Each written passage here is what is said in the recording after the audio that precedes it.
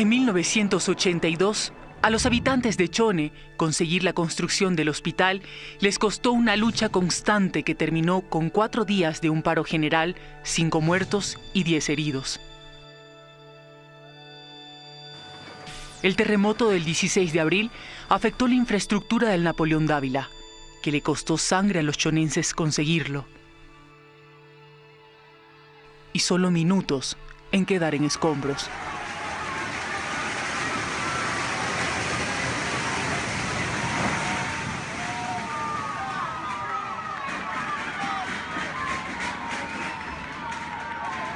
Siete meses después del terremoto, en el mismo lugar se levantaron carpas y pantallas, al muy estilo de los eventos organizados por el gobierno en los últimos 10 años. Se lanzó confeti y se dieron discursos. Era un acto de alto nivel. El presidente de China y de Ecuador desde Quito monitoreaban el evento. Se ponía la primera piedra para la construcción del nuevo hospital de Chone. 2 años después, esa piedra ha sido la única que se ha colocado. Lo que hay es esto.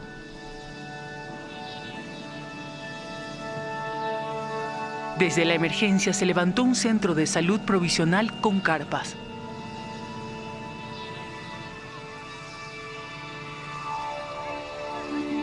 Con el paso del tiempo se ha ido mejorando. Ahora son containers con aire acondicionado. Aún así, no se pueden ofrecer todos los servicios de un hospital. Rubén y Gladys pasaron por esa experiencia. Estaba en una construcción y caí abruptamente abajo al suelo. Estamos hablando como unos 6 metros, 7 metros. Después de un accidente laboral, Rubén fue llevado hasta aquí de urgencia. Me dijeron que me fuera a la casa, que no había cómo poderme atender aquí. Me dijeron, vaya a la casa nomás, que no tiene nada, y le pusieron una ampolla nada más. Y me lo traje a la casa, y aquí en la casa ya seguía con el dolor de cabeza, Ya me moría. De emergencia y en una camioneta alquilada, decidieron ir a Guayaquil. Ahí el diagnóstico fue otro.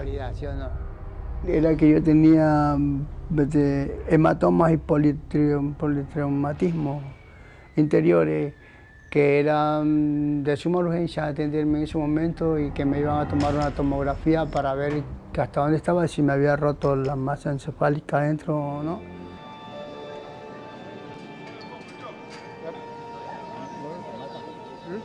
Aquí yo no he visto mejoría, porque mire, si yo me hubiese quedado en el hospital aquí, yo me hubiese muerto. Sí, yo también. Me hubiese muerto. Es el vía crucis que pasan los habitantes de Chone y de los cantones aledaños por la falta de su hospital. A ver, señores, estamos en emergencia nacional. Aquí nadie me pierde la calma, nadie grita o lo mando detenido, sea joven, viejo, pero mujer. Según la evaluación que hizo el gobierno de Correa, recuperar lo que el terremoto destruyó le costaría al país $3.600 millones. No hay problema, tenemos decenas de tanqueros, hay 3 buques que vienen con miles de galones. ¿Cómo la Secretaría de la Reconstrucción definió las prioridades? El comité como tal hizo una priorización por ejes y en base a eso se otorgó, creería yo, la atribución de que el secretario técnico sea quien un poco ordene la prioridad de los proyectos como tal. Finalmente, el 22 de mayo se hizo una ratificación de la priorización realizada por la Secretaría, dicho textual en el acta, donde hay un listado de prácticamente 600 obras que suman más allá de $2.400 millones. Entonces eso es algo que preocupa un poquito. La reconstrucción hasta ahora ha recaudado $2.950 millones. Cuando se está en las zonas afectadas, la gente se pregunta si se ha invertido bien ese dinero. Dentro de los ejes prioritarios del Comité de la Reconstrucción, la salud estaba segunda, detrás de la vivienda. Sin embargo, de los proyectos destinados a este sector, se han reparado 16 centros de salud. Pero los 7 hospitales que debían volver a construirse todavía están por contratarse o empezar el proyecto. Entre esos está el de Chone.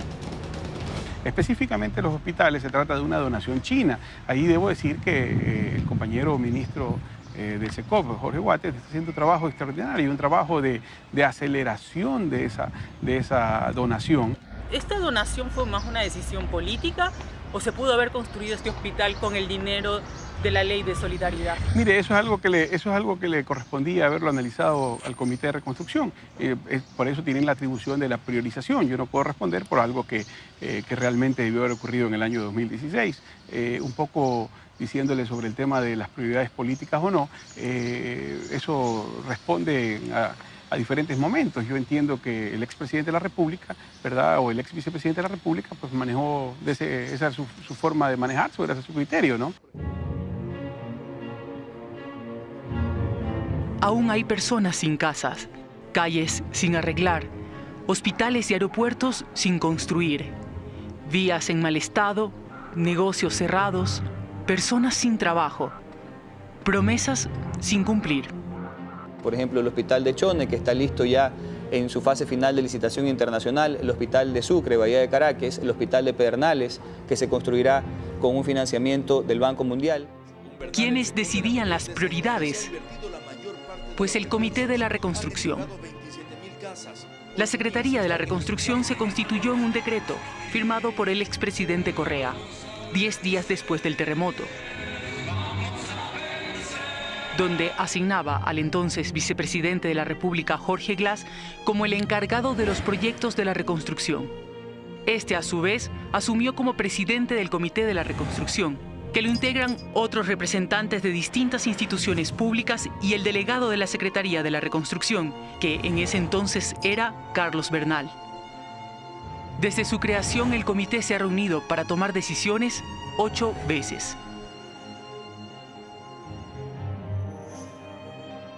Visión 360 tuvo acceso a las actas de las reuniones del comité, documentos que describen escuetamente reuniones de más de 2 horas, donde se suponía se debían definir las prioridades,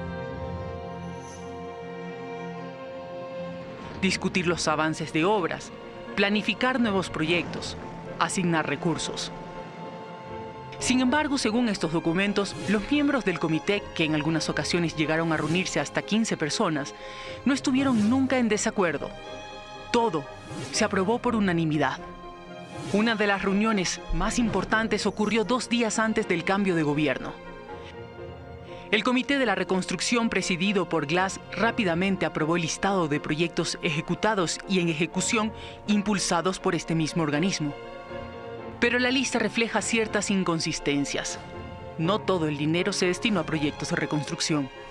Dentro del mismo MAGAT, por ejemplo, tenemos alguna reposición que se hicieron de cámaras fotográficas que se compraron de equipos para hacer credenciales, cosas como esas, que más son gastos corrientes que proyectos. Otro ejemplo son los fondos asignados al Ministerio de Defensa. En su poder tuvieron alrededor de 60 proyectos que se financiaron con fondos de un crédito del Banco Interamericano de Desarrollo BID y con dinero de la Ley de Solidaridad. Lo irregular es que no todo se destinó a acciones para mitigar la emergencia. La mayoría fue al mantenimiento de vehículos y sobre todo para reparar, comprar repuestos y lubricantes para aeronaves de la Fuerza Terrestre. Ejemplo, se destinaron $1.340.000 para reparar el helicóptero M1-171 de origen ruso que se encontraba inoperable. $1.160.000 para comprar repuestos para mantener la operatividad de los helicópteros Super Puma. En total se utilizaron $7 millones de los fondos de la reconstrucción para la reparación y mantenimiento de alrededor de 15 distintas aeronaves de la Fuerza Terrestre. La misma cantidad que se utilizó para rehabilitar 8 escuelas y equipar el Centro de Salud de Pedernales.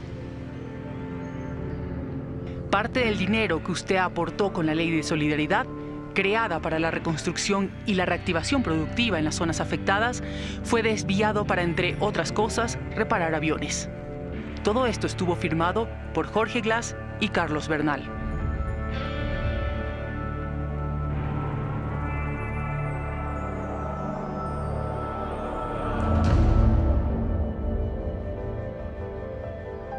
En Tarqui, la zona 0 de Manta, las familias que vivían en el callejón María Auxiliadora se ubican donde estaba su casa antes del 16 de abril. 2 años después, los terrenos siguen vacíos. y más de 32 familias continúan rentando o viviendo con otros familiares en espera de su nueva casa. En este departamento de 3 dormitorios viven 4 familias juntas. 16 de abril, un momento que no pasa. Las casas no es que se derrumbaron, sí hubo afectaciones, las casas como que se movieron, rodaron. Y cuando vinieron los de los señores que se dedicaron, que para mí eso fue como un negociado. Ellos nomás se dedicaron a tumbar las casas, a decir, te tumbamos tu casa y te la construimos. Y todo era bonito, no te preocupes, que en poco tiempo ya todo esto va a estar reactivado. Y mire, para 2 años. Y tenemos un gran problema con mi Dubi.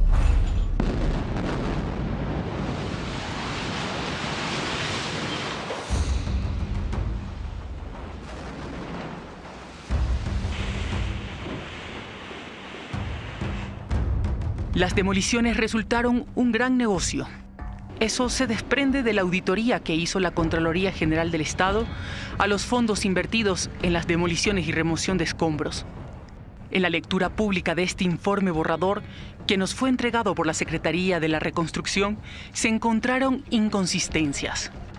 Como por ejemplo que no hubo documentación que comprueben las operaciones que las empresas encargadas de la remoción de escombros debían hacer por cada trabajo, y que eso definía el precio a cobrar. Se necesitaba una orden con la aprobación del municipio de cada cantón por cada derrocamiento. Contraloría evidenció que esas órdenes no existieron, ni tampoco el detalle de los cálculos de volumen de demolición, ni las horas trabajadas. Y aún así, se pagaron en total $55 millones. Quien autorizó el pago, según la Contraloría, fue el subsecretario zonal 4 de Transporte y Obras Públicas de Manabí, Franklin Bernal, padre del exsecretario de la Reconstrucción, Carlos Bernal. En el borrador se habla de pagos no justificados por $29.896.000, el doble de lo que costó todo el trabajo de remoción de escombros. Las irregularidades parten desde el inicio.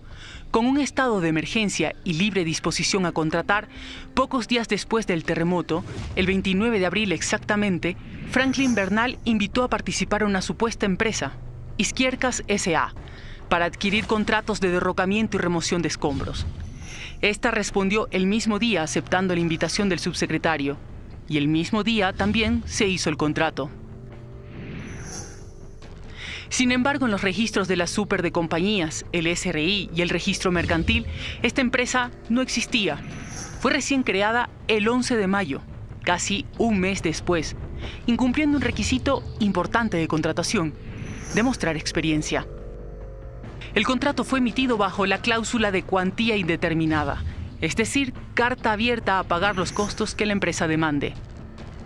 Y el plazo de ejecución que tenía la compañía, léalo bien, hasta que quede limpio.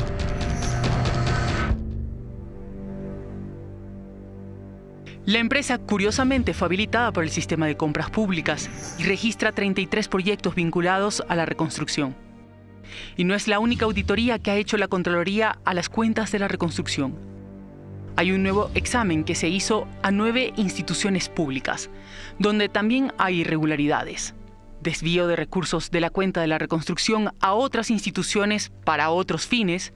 $75 millones se usaron para la compra de certificados de tesorería, cuando debían ir para otorgar créditos a los afectados de Manabí Esmeraldas. Contratos sin base legal, obras con sobreprecio, compras de equipos innecesarios.